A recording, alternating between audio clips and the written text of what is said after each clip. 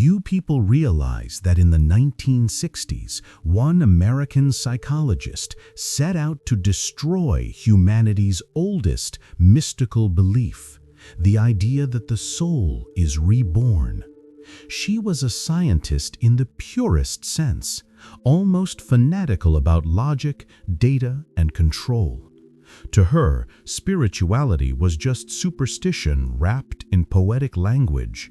But what started as a crusade to expose a myth soon turned into a scientific nightmare. As the experiments went on, something impossible began to happen. More than 2,000 people under hypnosis started describing scenes they could never have known. Clothes, foods, coins, and customs from distant centuries. They spoke of smells, sounds, and sensations from places long vanished from history. Every session deepened the mystery. Every result tore another thread from the fabric of materialism. Other researchers tried to stay silent. Her books quietly disappeared from libraries. Her name was erased from lecture halls, as if she had touched something forbidden. Why? What did Dr. Helen Wambach discover that made the scientific world so uncomfortable? Tonight, we'll uncover the forgotten story that dared to challenge everything we think we know about death and about who we really are. In the 1960s, in California, there was a psychologist named Helen Wambach. She wasn't a mystic, not even close. She taught psychotherapy, worked with hypnosis, and trusted only what could be measured and verified. To her, the idea of a soul or past lives sounded like wishful thinking, a nice story for people who were afraid of death. But one case caught her attention, the story of Bridie Murphy. A woman under hypnosis suddenly started describing a life in 18th century Ireland. Some of what she said matched historical facts, some didn't. Skeptics called it a memory illusion, old fragments from her mind resurfacing as if they were new. Helen agreed, but something about it stayed in her thoughts. If reincarnation was real, she wanted to prove it. And if it wasn't, she wanted to bury it once and for all, with numbers and data. She didn't want to believe in miracles, she wanted to end them.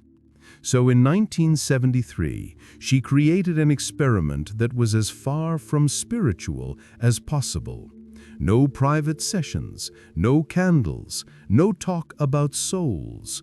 Only groups of people under hypnosis, clear instructions, and identical questions for everyone. Each person was told to move into one of 6 time periods, from 2,000 years before Christ up to the year 1850. Then she asked them simple things. What do you wear? What do you eat? How do you make a living? How do you die? Every answer was written down. No guessing, no leading questions, just data. The logic was simple. If people were imagining things, their stories would all be different. But if they started describing the same details, something else was happening. And then the weird part began. After just a few hundred sessions, Helen started seeing patterns. People who didn't know each other at all were describing almost the same scenes, the same kind of dishes, clothes, tools, even the smell of oil lamps made from animal fat. These were details that matched real historical facts. She expected people to imagine being kings, soldiers, or queens, but almost nobody did. Most of them remembered being farmers, servants, craftsmen, ordinary people living hard, simple lives. They talked about working the fields, cooking, sewing, dying from sickness or war, Nothing glamorous, just life. By the time she had collected over 2,000 regressions, the numbers started speaking for themselves. About half of the participants recalled being men, half women. Around 70% described being poor or working class. Less than 10% remembered being rich. Even the distribution of time periods matched real human history. More lives were remembered in the more recent centuries, when more people existed on Earth. But what truly caught her off guard were the details no one could have guessed. People mentioned specific tools, coins, clothes, even foods that historians later confirmed were accurate for that time. Some participants even repeated words from ancient dialects they'd never studied. These weren't professional historians. They were teachers, engineers, housewives, students, ordinary people. If it was all imagination, it should have been messy, random. But it wasn't. It was organized, structured, and incredibly consistent. Every new session added more data that looked less like fantasy and more like something deeper, something the mind alone couldn't explain. Some colleagues called it collective memory, but even that didn't fit the precision of these results. Helen found herself staring at her own data, realizing she might have opened a door she never meant to touch. The more she studied it, the more uneasy she felt. It wasn't just psychology anymore. It was something bigger, something that hinted that life doesn't really end where we think it does. And what came next was even stranger. At first, Helen didn't even plan to study anything beyond past lives. Her research protocol didn't include questions about what happens after death or before birth. But then something unexpected started happening. While filling out their forms, people began describing a strange state that didn't belong to any life at all. They spoke about a space filled with light, silence, and peace, a place where there was no pain, no body, only awareness. It wasn't a dream or a fantasy. It sounded more like a pause between two acts of the same play. And when similar stories started coming from different groups, Helen couldn't ignore them anymore. She added new questions, and that's when things took an even stranger turn. Again and again, people described the same type of scene. After dying, they didn't disappear. They felt guided by something intelligent, calm, and familiar. Some called it a voice. Others said it felt like a presence beside them. It wasn't the old man in the clouds version of God, but something beyond form, something that seemed to know them completely. Many said this presence helped them look back at their last life, showing what went right, what went wrong, and what lessons still remained unfinished. Then came planning, the next step.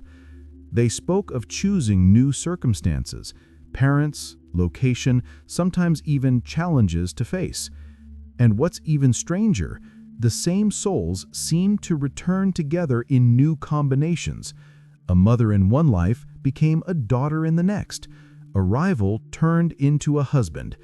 It was as if entire groups of souls kept meeting again, changing roles, but working through the same story from different angles.